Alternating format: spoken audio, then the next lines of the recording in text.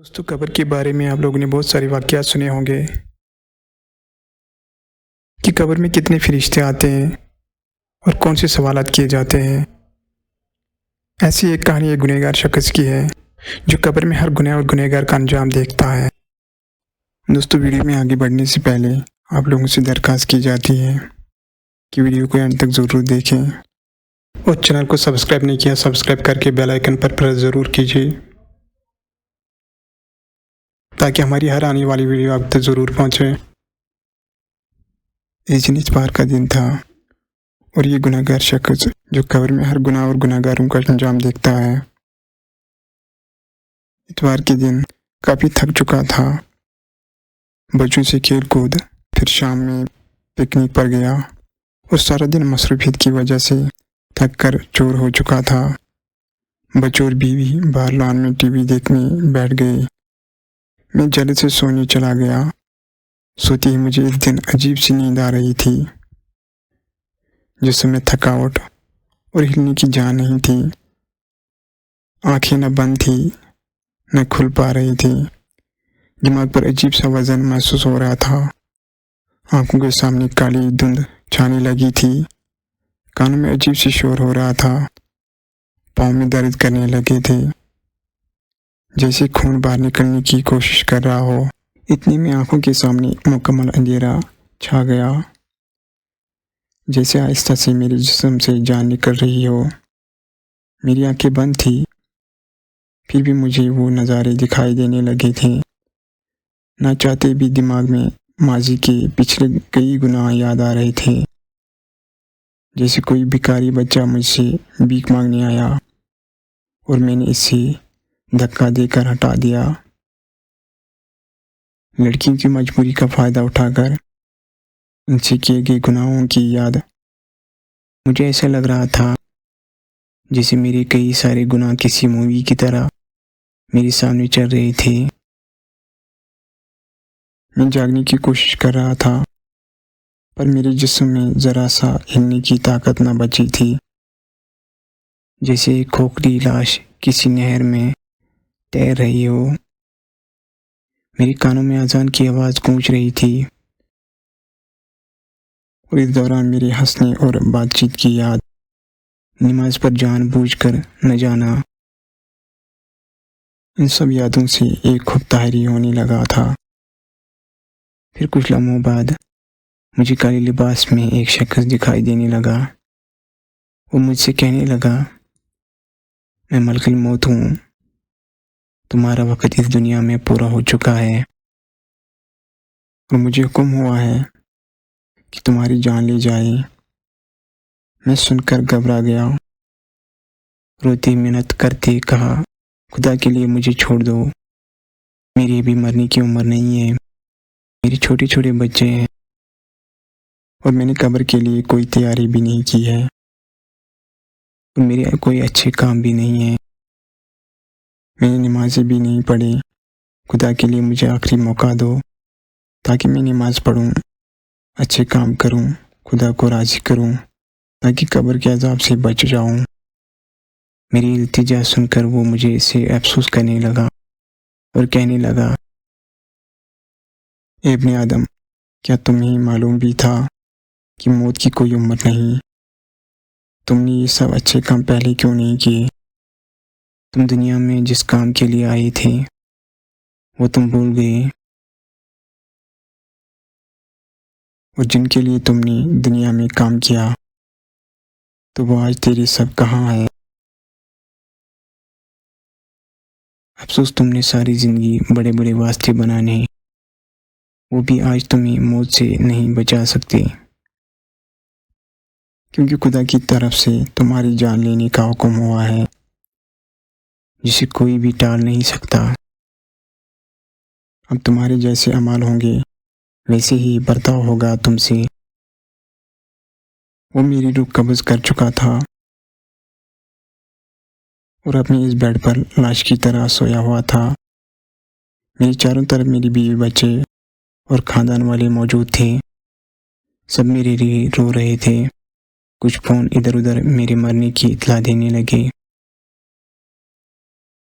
عورتیں دار مار کر میری لاش پر رو رہے تھے، جن کی آواز سے میری روح کو تکلیف پہنچ رہی تھی۔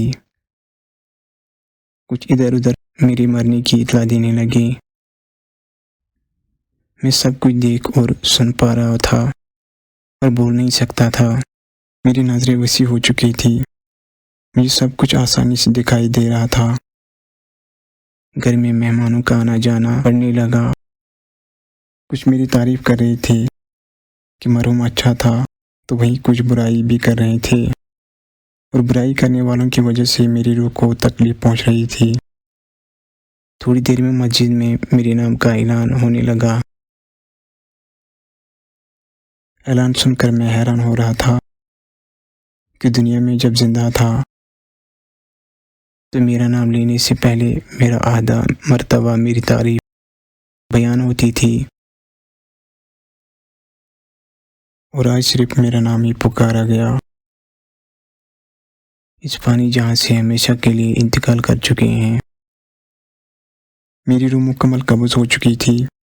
اتنے میں دوسرا فرشتہ میرے پاس آیا اور کہنے لگا، اے ابن آدم، تم نے جو مال جمع کیا تھا وہ کہاں ہے؟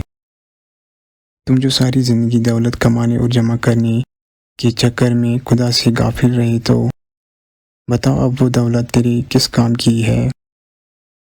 کیا وہ تمہاری جمع کی ہوئی دولت تمہیں خدا کے عذاب سے بچا سکتی ہے؟ ہرگز نہیں۔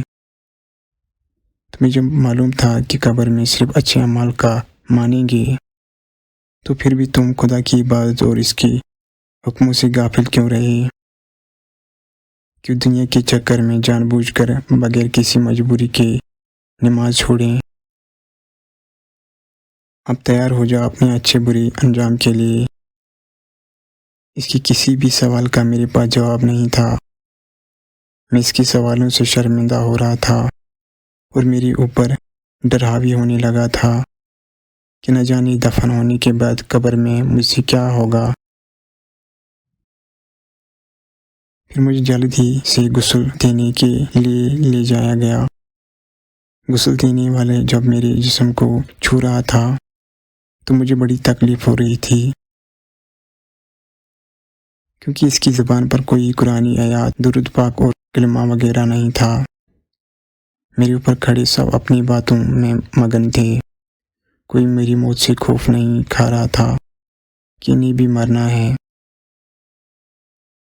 کسی کی زبان پر کوئی نیک کلمہ نہیں تھا جس سے میری روح کو سکون پہنچے۔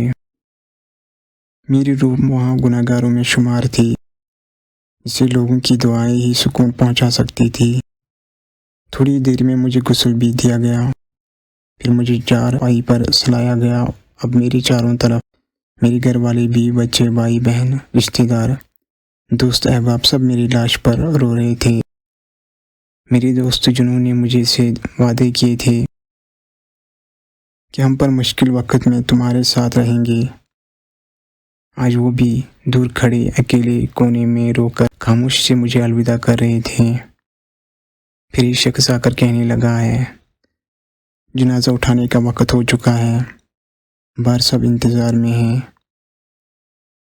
سنتے ہی میرے گھر والے پھر سے میری چارپائی کو چاہ گئے اور زور سے رونے لگے۔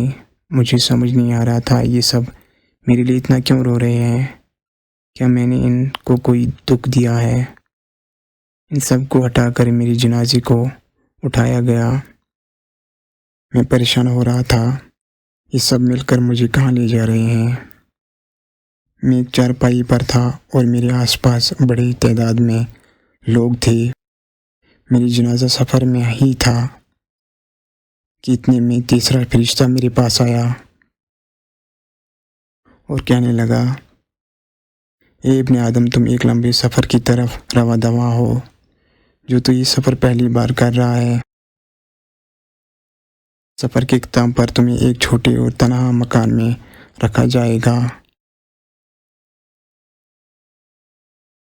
اور اگر تمہارے اعمال اچھے ہوں گے تو وہ تنگ مکان تمہیں تنگ نہیں لگے گا، اور اگر تیرے اعمال اچھے نہیں ہوں گے تو وہ تنگ مکان مزید تمہیں تنگ لگے گا، کیونکہ سب اپنے اعمال سے ہی اس مکان کو کشادہ اور تنگ کرتے ہیں۔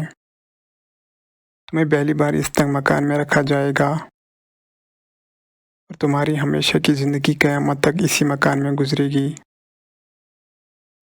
इतने में वो गायब हो गया और मुझे परेशानी हो रही थी कि न जाने मुझे वो मकान कैसे मिलेगा, तंग या कुशादा। अगर मुझे तंग मकान मिला तो मैं कैसे गुजारूँगा क़यामत तक इस तन्हा मकान में। और मेरे जनाजे पर भी शरीक सभी लोग अपनी दुनियादारी की बातें में लगन हो गए थे। किसी की ज़बान पर कलिमा शहादत नहीं था जिससे मुझे उम्मीद हो कि मुझे कुशादा मकान मिलेगा। आखिरकार मेरा जनाजा कब्रिस्तान में पहुंचा। यहाँ पहले से ही मेरे लिए एक गड्ढे की तरह कब्र खोदी हुई थी, जिसे देखते ही मेरे दिल में खूब खुदा बढ़ने लगा कि न जाने इस तन्हा कब्र में मुझसे क्या होगा। मैं इस डरावनी तन्हा कब्र को देखकर पछताता रहा कि काश मैंने दुनिया में इस तन्हा कब्र को रोशन करने के लिए अच्छे काम किए होते। काश मैं अज़ान सुनने से पहले मस्जिद चला गया होता। काश मैं खुद भूखा रहकर गरीबों की मदद करने क्या कमाता। काश मुझे यहाँ से एक मौका मिल जाए। खुदा की कसम मैं सारी ज़िंदगी खुदा की बंदगी में गुजारूँगा। एक एक पल खुदा की इबादत में गुजारूँगा। लेकिन इस वक्त मेरे पास काश के अलावा और कुछ कहने को नहीं था। मेरी कब्र को तैयार किया गया, फिर मुझे इसमें उतारने के लिए उठाया गया। मुझे कब्रिस्तान में कब्र की सारी रूहें नज़र आ रही थी, जो मुझे अजीब नज़रों से देखने लगे थे। अब मैं कब्र में उतर चुका था और मेरे ऊपर मिट्टी डालने से पहले मेरे लिए दुआएं मांगी जा रही थी। मैं खामोश से इन्हें सुन रहा था। इतने में चौथा फरिश्ता मेरे पास आया और कहने लगा, ए इब्ने आदम, कल तू ज़मीन के ऊपर था और आज तुम ज़मीन के अंदर है। कल जब तू ज़मीन के ऊपर था तब तो हर चीज़ में आज़ाद था, चाहे गुनाह करते या सवाब। ज़मीन पर तुम्हें आज़ाद छोड़ा गया था, लेकिन अब तू ज़मीन के अंदर है और यहाँ तेरी कोई मर्ज़ी नहीं चलेगी। यहाँ सिर्फ तेरे अमालों को देखकर मर्ज़ी चलेगी। अगर अच्छे होंगे तो तुम यहाँ भी आज़ाद अपनी मर्ज़ी से यहाँ की ज़िंदगी गुजारोगे, और अगर अच्छे अमाल नहीं होंगे तो फिर हमारी मर्ज़ी चलेगी। इब्ने आदम, तुम ज़मीन पर बड़ा अकड़ कर चलता था, तो आज ज़मीन के अंदर खामोश क्यों हो? तुम्हें मालूम भी था कि एक दिन यहाँ आना है, तो फिर अकड़ किस बात की थी? क्यों खुदा को बोलकर खुद ही फैसले करने वाले बन गए? ज़मीन के ऊपर क्यों लोगों के लिए ज़मीन तंग कर दी थी? क्यों मज़लूमों पर जुल्म ढाते थे? वहाँ सबसे मोहब्बत से क्यों नहीं रहे? काश तुमने वहाँ तकलीफ़ बर्दाश्त की होती तो आज या तुम्हें तकलीफ़ न मिलती। वहाँ तुमने अगर मदद की होती तो यहाँ भी तेरी मदद होती। तुमने वहाँ रहम किया होता तो यहाँ भी तुम्हें रहम होता। वहाँ तुमने माफ़ किया होता तो यहाँ भी तुम्हें माफ़ किया जाता। क्या तुम भूल चुके थे खुदा की मर्ज़ी से यहाँ भी तुम्हें आना है? ये खड़े सवालों से मुझे मेरी रूह को खौफ होने लगा था। अब मेरे ऊपर मिट्टी डाल जा रही थी। वो मंज़र मुझे डरा रहे थे। मैं चीख रहा था, खुदा के लिए मुझे यहाँ तन्हा ना छोड़ो। मैं दुनिया में तुम लोगों के बड़े काम आया था। अब खुदारा तुम लोग मेरे काम आओ। मुझे इस तन्हा मकान में अकेला ना छोड़ो। मुझे वश होने लगी अंधेरी कब्र से। कोई भी मेरी मिन्नत नहीं सुन पा रहा था। सब जल्दी से मुझे दफनाने में लगे हुए थे। मेरी कब्र पे मिट्टी डाल चुकी थी। सब मुझे दफना कर अपने घरों को लौट गए। अब मैं इस कब्र में तन्हा था। मुझे वश होने लगी कि न जाने मुझसे क्या किया जाएगा। इतने में पांचवा फरिश्ता आया और कहने लगा, "ए इब्ने आदम, वो लोग जो दुनिया में तेरे सबसे अजीज थे, अब वो तुम्हें दफन कर चले गए, और अगर वो पास भी होते फिर भी तेरी मदद नहीं कर पाते। मुझे तुम्हारा जो भी रिश्ता था वो दुनिया में ही था, यहाँ वो रिश्ते तुझे नहीं बचा सकते। यहाँ पर तुम्हें अपने अमाल ही बचा सकते हैं। आज या तुम जन्नत में जाओगे या फिर दोज़ख में डाले जाओगे। अब मैं अंधेरी कब्र में अकेला खौफ से निढाल था। अपने अंजाम का इंतज़ार करने लगा। अब मेरे लिए दुनिया की सारी रंगीनी रौनकें ख़त्म हो चुकी थी। यारों से महफ़िलें, नादानियाँ, इबादत से नागवार, सबके अंजाम का वक़्त आ चुका था। मैं खौफ़ज़दा था, न जाने अब क्या होने वाला है मुझसे। इतने में कब्र मुझसे बात करने लगी। ए इब्ने आदम, ए इंसान, तू भी कितना नादान था। दुनिया में इतने मगन हो गए कि यहाँ कब्र की अंधेरी और तन्हाई को कभी सोचा ही नहीं। तुमने अगर दुनिया में इस अंधेरी कब्र को रोशन करने का सोचा होता तो आज तेरे चेहरे पर खौफ ना होता। तुम अपने अंजाम को सोच कर न डरते। तेरा खुदा को छोड़कर दुनिया की रंगीन मस्ती में लग जाना, आज वही रंगीन मस्तियाँ तुझे आग में ले जाएंगी। तुमने अपने लिए दौलत जमा की और सारी ज़िंदगी करते रहे। साल में एक बार भी ज़कात देने की ज़हमत न की। तेरे पड़ोस में भूखे माँ के भूखे बच्चे सो गए थे। तुमने पूछा और जांच भी गवारा न समझा तो खानदान वालों से, दोस्तों से अयाशिया पार्टियाँ करते रहे। हज़ारों की बिलाए तो तूने हंसी खुशी अदा किए। बाहर हाथ जोड़कर खड़े होके फ़कीर को कुछ पैसे न दिए तो आज तेरा वो सारा जमा किया माल तुम्हें सांप और बिच्छू बनकर डसेंगे। डस डस कर तुम्हारे जिस्म की बोटियाँ नोच कर खाए जाएंगे।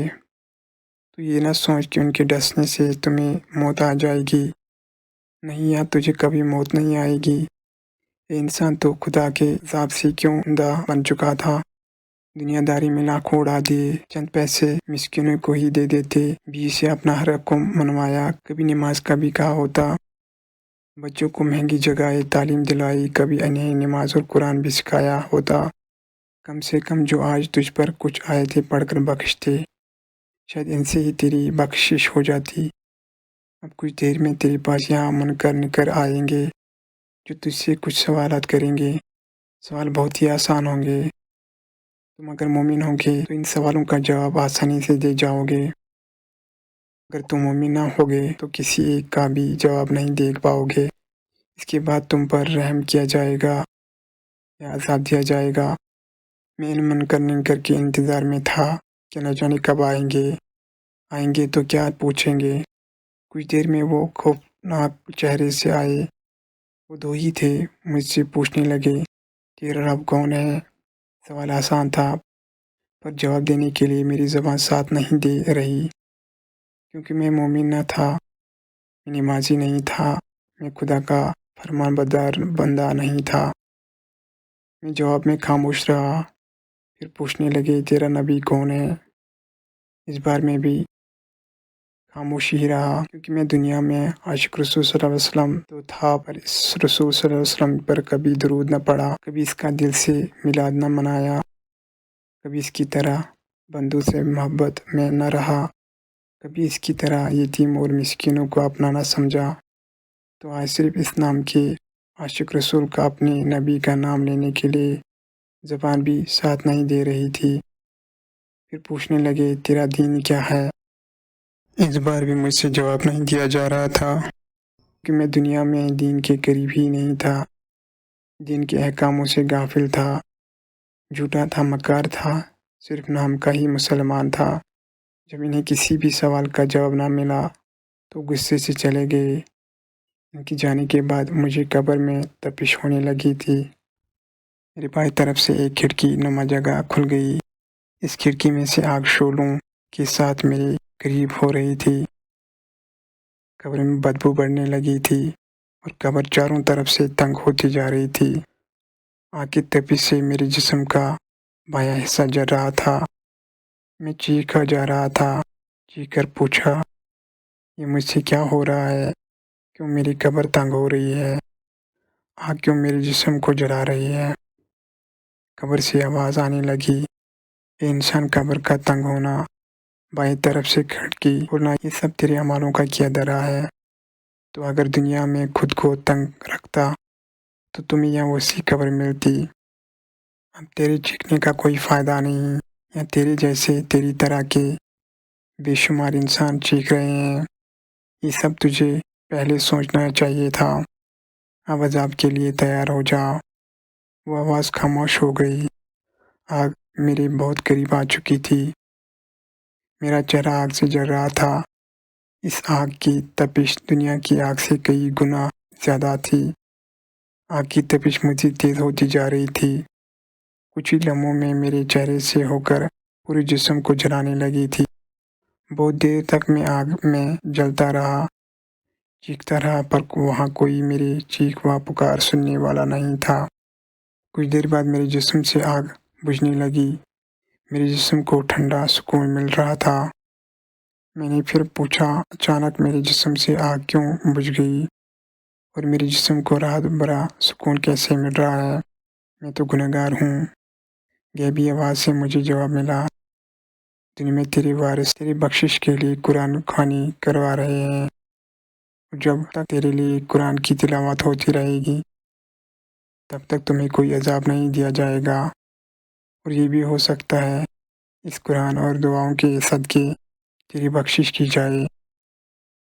کافی دیر تک مجھ سے عذاب ٹالا رہا، پھر اچانک سے قبر میں وہی بدبو آنے لگی۔ گرم ہوا پھر سے چلنے لگی، پھر سے بائیں کھڑکی کھل گئی، پھر غیبی آواز آئی، دنیا میں تیرے وارث اب بھی اگر اپنے دوستوں اور دنیا کے سامنے نام بنانے کو چھوڑ کر تمہارے نام کا صدقہ خیرات غریب اور مسکینوں میں تقسیم کریں تو اب بھی تمہاری بخشش ہو سکتی ہے، کیونکہ خدا تب بہت خوش ہوتا ہے جب کوئی اس کے بھوکے بندے کو روٹی کھلاتا ہے۔ اب تو اپنے عذاب کے لیے پھر سے تیار ہو جا۔ اس کے خاموش ہوتے ہی پھر سے آگ کا جلنا، ناقابل برداشت بدبو، میں پھر سے چیخنے لگا۔ اتنے میں میری قبر سے ایک بڑا بچھو نکلنے لگتا ہے جو میری پاؤں سے ہو کر میرے منہ کی طرف آتا ہے۔ اتنے میں اس کی جیسے اور بھی بہت بچھو نکلنے لگے جو انسانی ہاتھ سے بہت بڑے، موٹے، کالے اور خطرناک تھے، جنہیں دیکھتے ہی میں تڑپنے لگا۔ پھر چیخ کر پوچھا، یہ کیا ہو رہا ہے مجھ سے؟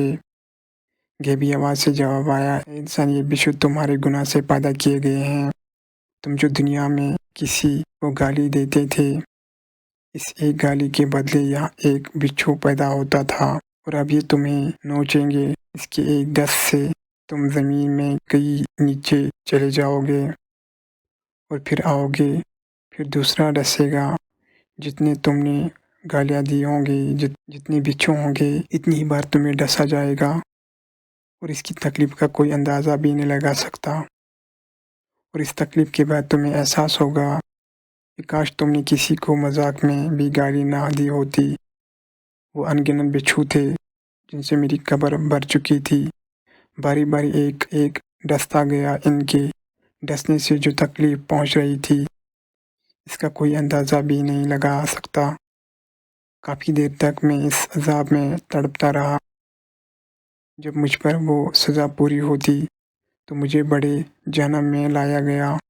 وہاں کی دنیا ہی الگ تھی، ایسی دنیا جس کا کوئی تصور بھی نہیں کر سکتا۔ جہنم کی دنیا بہت بڑی تھی، ہر جگہ آگ ہی آگ تھی۔ میرے ساتھ ایک سزا دینے والا فرشتہ تھا جس نے مجھ سے کہا، اے انسان، یہ وہ جہان ہے جس کا دنیا میں کوئی انسان تصور بھی نہیں کر سکتا۔ یہاں سبھی گناہ گار ہیں، اور اب تم دیکھو گے کس کس کو کس گناہ کی سزا مل رہی ہے۔ ویڈیو پسند آئے تو لائک کر کے اپنے دوستوں کے ساتھ شیئر ضرور کریں۔ ملتے ہیں کل اسی کہانی کے اگلے حصے کے ساتھ۔